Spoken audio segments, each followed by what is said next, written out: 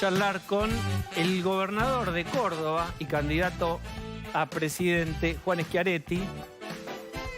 Voy a saludarlo. El estudio ustedes no lo van a ver, está Randazzo, viene muy acompañado, ¿eh? Sí, sí. Bueno, ¿cómo está? Bien, muy bien. Gracias por la invitación, Bien. Le voy a ser sincero. Sorprendió un poco el discurso de Yarlora. ¿Cómo lo tomó usted? Que él se estaba refiriendo a el centralismo que hay en Argentina y la falta de federalismo. ¿Por qué? Porque los gobernantes miran el país desde el AMBA. Y el AMBA tiene servicios mucho más baratos que el resto del país. Por ejemplo, los subsidios del transporte, el 83% quedan acá en el AMBA y el transporte lo pagamos más caro en todo el interior del país. Por ejemplo, la energía eléctrica. Aquí es más barato porque el Estado Nacional, o sea, todos los argentinos, los responsables de las empresas que prestan el servicio de energía en el AMBA, por eso es más barato acá y más caro en el resto del país. Lo mismo pasa con el agua y saneamiento. Ahí es una empresa que funciona en el AMBA y la pagamos entre todos los argentinos y recibe subsidio. También la nafta es más barata acá en el AMBA que en el resto del país. Yo digo, y eso no es responsabilidad de los habitantes de la ciudad de Buenos Aires. Pero parecía que sí, en el discurso fue contra los pituquí, contra, digamos, yo no, además no estoy en Recoleta personalmente, pero digo, fue un poco ofensivo para los ciudadanos de Buenos Aires. ¿Hubo algo ahí errado en el tono? Además, como muy... Él se refería a esto que les mencioné, que es un reclamo que viene desde hace tiempo en el interior. Cada vez que hay crisis en el transporte, se fijan aquí los salarios de transporte, porque aquí tienen más subsidio, en el interior siempre tenemos que estar... Yo estoy de acuerdo esperando. Técnicamente, pero podemos ver el tape y veamos el tape, como se acuerda de la época del Televín, que estaba fútbol de primera, y veamos que las imágenes y usted dice si es Orsay o no. A ver, veamos. ¡Hoy somos más cordobeses que nunca!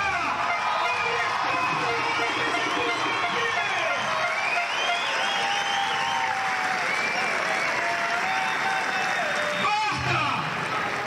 ¡Basta! ¡De que nos maltraten de afuera!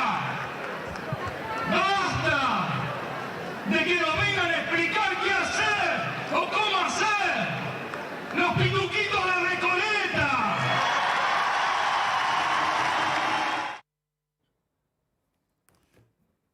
Se refería a los temas que mencionaba recién. Pero, a ver, la responsabilidad de quienes manejan el Estado Nacional, no de los habitantes de Ciudad de Buenos Aires.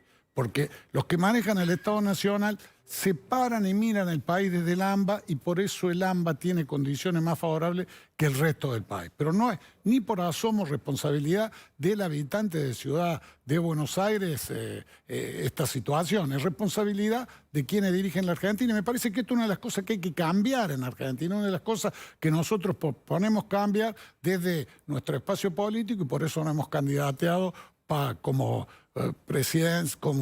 como precandidato a presidente junto a Florencio Randazzo, ¿no? Y nos candidateamos expresando la producción y el empleo, porque Argentina debe retomar la cultura de la producción y el empleo debe dejar la cultura del subsidio.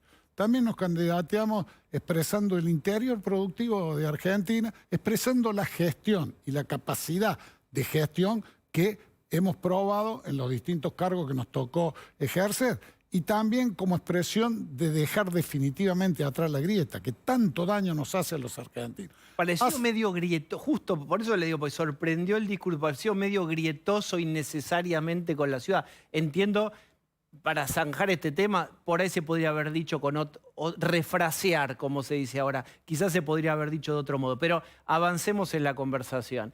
¿Cómo se siente usted con esta categoría, que yo no sé si existe o no, o cómo la viven ustedes, de el peronismo, entre comillas, racional o no kirchnerista?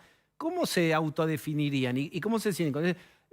¿Schiaretti representaría un camino alternativo, un camino de una tercera vía, un peronismo racional? ¿Es correcto eso? Nosotros somos el peronismo de Córdoba que nunca pudo colonizar el kirchnerismo. Así como colonizó el peronismo en otros lugares del país, y creo que esa colonización está llegando a su fin, porque es evidente que se ha agotado el modelo kirchnerista de conducir el país. Se ve en todas las elecciones provinciales, donde no dejan que vayan los funcionarios del gobierno nacional, solamente van si ganan los gobernadores peronistas a festejar el domingo a la noche. Y en otras provincias, más allá de que cada elección es diferente y cada provincia tiene su particularidad, donde el peronismo aparece al lado del kirchnerismo ha perdido. El peronismo de Córdoba, que es un peronismo democrático, un peronismo federal, un peronismo republicano que respeta la independencia de poderes. Jamás se nos ocurriría hacerle juicio político a un miembro del Superior Tribunal, jamás no acataríamos un fallo de la justicia, jamás nos meteríamos a manejar el Consejo de la Magistratura, que en Córdoba la maneja el Poder Judicial y el sector académico. No se puede cambiar el orden de mérito por ley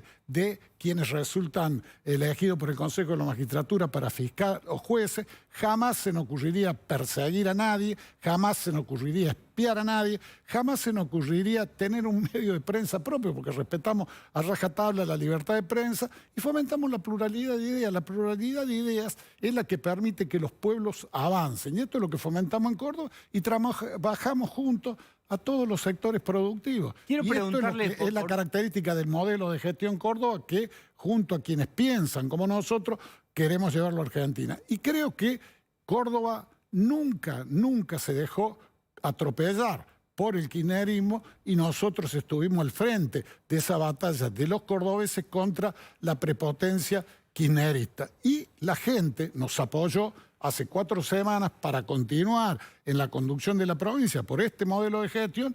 Y ayer también la gente en la ciudad de Córdoba votó a favor de la gestión, a favor de un equipo que viene desarrollando una gestión que le permitió a la ciudad, que venía en constante deterioro desde el año 1999 hasta 2019, o sea, desde que terminó Rubén Américo Martí, que fue un gran intendente, hasta que asumió Yarlora, venía en decadencia. Tiene 4 años que mejoró la ciudad por el trabajo en equipo de provincia y municipio, y también ahora era la continuidad porque seguía el viceintendente, el actual intendente electo, Daniel Pacerini, y la gente apoyó la gestión, apoya el trabajo, no la rosca política, apoya el estar con la gente, el gestionar, en vez de estar en la pelea política entre los dirigentes, que es una pelea entre perro y gato, mientras la sociedad nadie cuida de resolver los problemas que tiene o las necesidades que tiene. Me parece que ese fue el voto de ayer.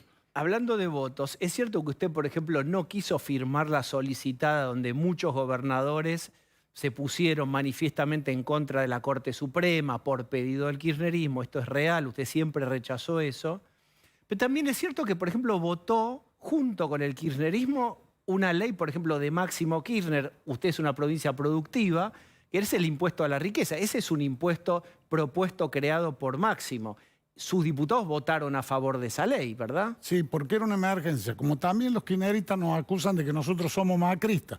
Porque nuestra posición siempre en Córdoba es darle a un gobierno que se inicia la herramienta para que pueda gobernar. Ya así lo hicimos en el gobierno de Mauricio Macri y también lo hicimos ahora. Pero nosotros toda ley que perjudica a la provincia de Córdoba nunca le hemos votado. Tanto es así que no solo no hemos votado la ley de juicio político del Consejo de la Magistratura, sino que las primeras leyes que sacó el kirchnerismo, nosotros votamos en contra del aumento de la retención agropecuaria, porque creo que es una exacción. ¿Y la a la región coparticipación la quita a la ciudad?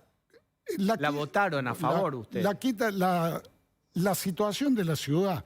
No importa lo que yo pueda decir ahora. Lo que importa es de que hay un fallo de la Suprema Corte de Justicia que se debe acatar. Pero si me pregunta, ¿cuándo le transfieren los servicios a la ciudad?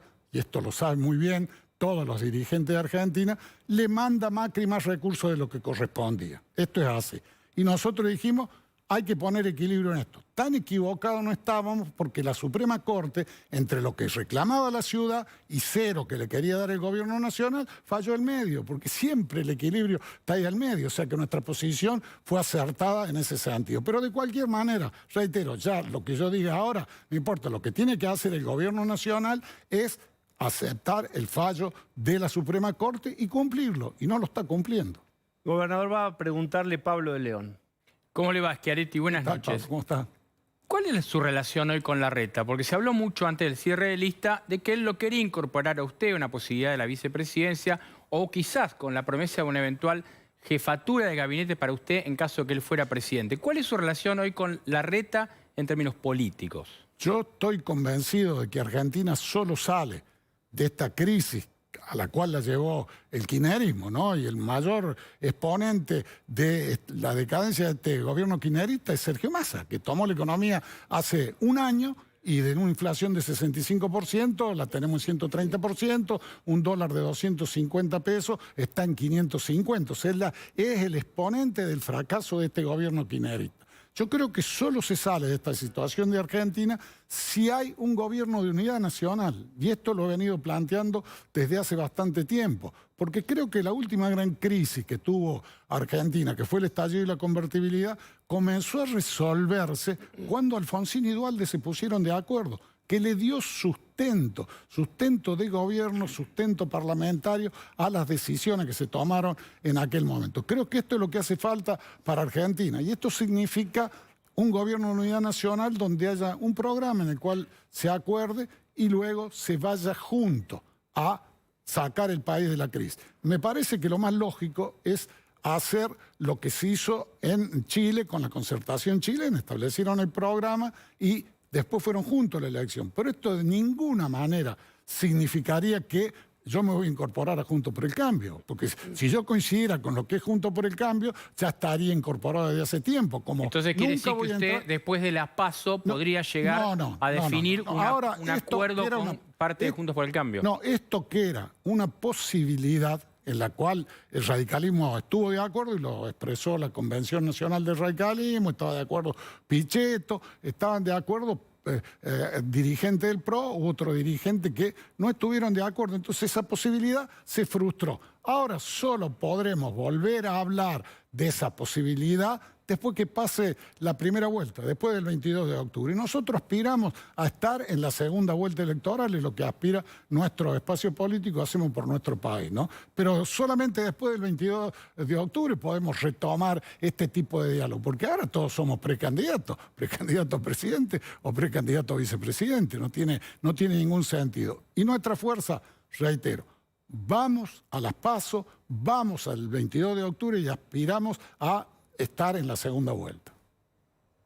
Bien, usted vio la frase, somos lo que comemos, somos el ministro de Economía que nos gusta un poco. ¿Cuál es un ministro de Economía de los últimos 30 años de la Argentina que le guste o uno más o menos conocido que le gusten sus ideas? Para tener como un mapeo de por dónde piensa en el país a nivel económico. ¿Qué nombres tiene para referenciar? A mí me parece que uno de los problemas que hay con los economistas en Argentina, y esto lo digo por mi experiencia en el mundo, es que se enamoran de las herramientas.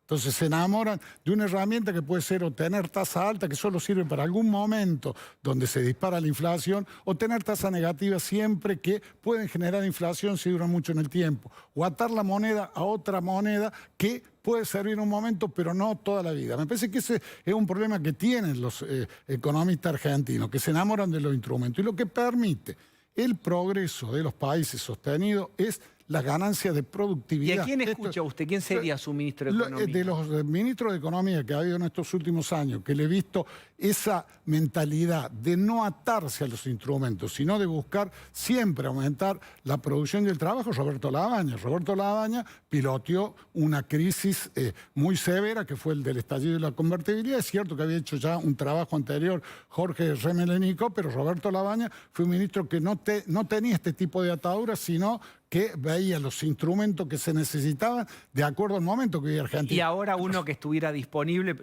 no creo que Roberto Labaña ahora asumiera, pero si uno actual de la nueva generación, parecido en la misma línea, ¿quién le gusta? Sería muy injusto de mi parte nombrar uno. Pero cuenta mucho de su perfil político y sí, su plan, ¿eh? Por eso le pregunto. Tengo una máxima en relación a cómo debe funcionar un país, que no es una frase mía, la dijo Willy Brandt, que fue canciller de Alemania. Tiene que haber tanto mercado como sea posible y tanto Estado como sea necesario. Por ahí en Argentina, sobre todo los economistas, discuten que en blanco o negro. Y el mundo no es blanco o negro, el mundo es gris, más claro, más oscuro. Y siempre tiene que haber un equilibrio entre el funcionamiento de la sociedad, lo cual significa que el Estado no puede pretender sustituir al mercado, porque en definitiva el que genera puestos de trabajo genuinos es el mercado. Pero el Estado tiene que estar presente cuando la sociedad necesita cosas. Es lo que hacemos en Córdoba. Si yo me hubiera puesto a discutir quién hacía los gasoductos troncales de Córdoba, todavía estamos discutiendo. ¿Qué? Lo hicimos como Estado, porque los privados no lo hacían. Pusimos en un año y medio 3.080 kilómetros de gasoductos troncales y pasamos ahora en los últimos 3 años de 9 parques industriales homologados a 54, y eso le sirvió al 98% de la población y genera más empleo. Entonces me parece que una discusión ideologista y de consigna, y la realidad pasa por un equilibrio, ¿no? Como ahora estamos llegando a internet de alta velocidad a los 427 municipios y comunas. Jessica Bossi. ¿Qué tal, Schiaretti? Buenas noches. Una pregunta bien concreta, y es en relación a una versión que circuló en círculos empresarios que planteaba que usted asegurara la elección de Córdoba. Ya pasó la de la gobernación, la de la intendencia, con un triunfo del peronismo cordobés. Estaba la posibilidad de que usted se bajara porque entendían que esos votos suyos son votos que podrían eventualmente ir a la reta y terminar de hacer ese acuerdo que quedó trunco de alguna manera. Mi pregunta es, ¿se analizó eventualmente y si en todo caso se lo han pedido esto empresarios a usted? En ningún caso nosotros lo analizamos, nosotros vamos a ir a las PASO y vamos a ir a la primera vuelta y aspiramos pasar a la segunda vuelta. De eso que nadie tenga ninguna duda, y ningún empresario me pidió eso. Y también los kirchneristas dicen que nosotros le sacamos votos que en las elecciones a presidente son de ellos en la provincia de Córdoba. O sea que cada uno tenta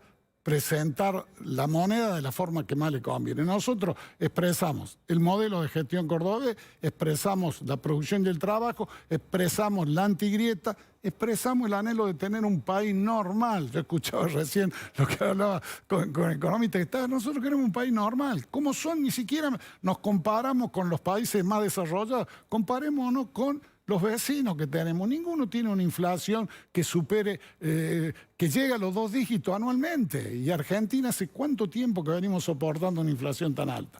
Nuestra decisión es, vamos a las PASO, vamos a la primera vuelta el 22 de octubre y aspiramos a que el voto de los argentinos nos ponga en la segunda vuelta, ¿no? ¿Cómo imaginan los gobernadores peronistas si tocara el gobierno que llegara el 11 de diciembre, el 10 de diciembre asumiera, fuera no peronista? ¿Cómo imagina a los gobernadores peronistas? No son homogéneos, no piensan todos lo mismo. El ejemplo es el pacto fiscal famoso, donde estaban bajando ingresos brutos durante el gobierno de Macri. Después ya los empezaron a subir y se desconoció ese pacto. ¿Los ve ordenados, jugando? ¿Cómo se van a reagrupar, piensa usted? Yo creo que el kirchnerismo está agotado, y la prueba evidente es lo que le mencionaba al inicio de la conversación, lo que está pasando en las provincias. Creo que el peronismo se va a reagrupar con una expresión que no tenga nada que ver con el kirchnerismo, que es una expresión que además yo, cuando hablo privadamente con la mayoría de los gobernadores peronistas, coinciden con esto que yo estoy planteando públicamente. No debo ser yo el que diga qué es lo que piensan los gobernadores. Eso lo tiene que realizar cada uno de ellos. Por eso yo no veo inconveniente. Lo que está claro, que nuestra fuerza, para todos los que tienen sentimiento peronista, simpatía por el peronismo, representa una alternativa distinta a lo que es el kirchnerismo en esta elección presidencial. Nosotros somos una expresión del peronismo no kirchnerista, somos una expresión del Partido Socialista, de la Democracia Cristiana y del Partido Autonomista, ¿no? Y otra fuerza que nos acompaña. ¿Qué reformas se habla? Digamos, el no peronismo habla de reformas estructurales. Después discuten velocidad, digamos, el cómo. ¿Usted cree que hacen falta reformas estructurales en la Argentina? ¿Una reforma fiscal, una reforma laboral? Yo creo que Argentina, en todos estos años de decadencia, tiene 2 hilos conductores que fueron detonantes de la crisis. Uno, el déficit fiscal permanente. Argentina no puede seguir con déficit fiscal permanente porque usted funciona con déficit hasta que le prestan. Cuando le dejan de prestar, el gobierno anterior fue al fondo a buscar plata, lo cual fue una dificultad adicional para el funcionamiento de Argentina. Le dejan de prestar, entonces ¿qué hacen? Le entran a dar a la maquinita de imprimir dinero y exacerban la inflación. Si nosotros no resolvemos el tema del déficit fiscal, Argentina va a seguir con inflación alta. Resolver el déficit fiscal no es que haya que hacer un ajuste salvaje. Resolver el déficit fiscal significa avanzar por 3 andariveles concretos. 1, evitar la superposición de funciones entre los 3 niveles del Estado, nación, provincias y municipios, que hay mucho para ahorrar. 2, los subsidios a la energía y al transporte deben ser para el que lo necesita. Yo soy clase media, yo no preciso que me subsidien la energía. Y 3, las empresas públicas no pueden dar déficit. Ni siquiera entro en la discusión ideológica si deben ser públicas o privadas, pero si son públicas, no pueden déficit. En Córdoba, la empresa provincial de energía es pública, da utilidad y paga impuestos a la ganancia, lo mismo que el Banco de Provincia de Córdoba, que da utilidad y paga impuestos a la ganancia. Me parece que es un tema clave y el otro es conseguir los dólares porque a Argentina le faltan dólares. Y el ejemplo de estos 2 problemas juntos lo estamos viviendo ahora, en esta crisis que tenemos. Chiaretti, muchas gracias por haber venido hoy. No, gracias a usted por la invitación. Bien, vamos a hacer una tanda.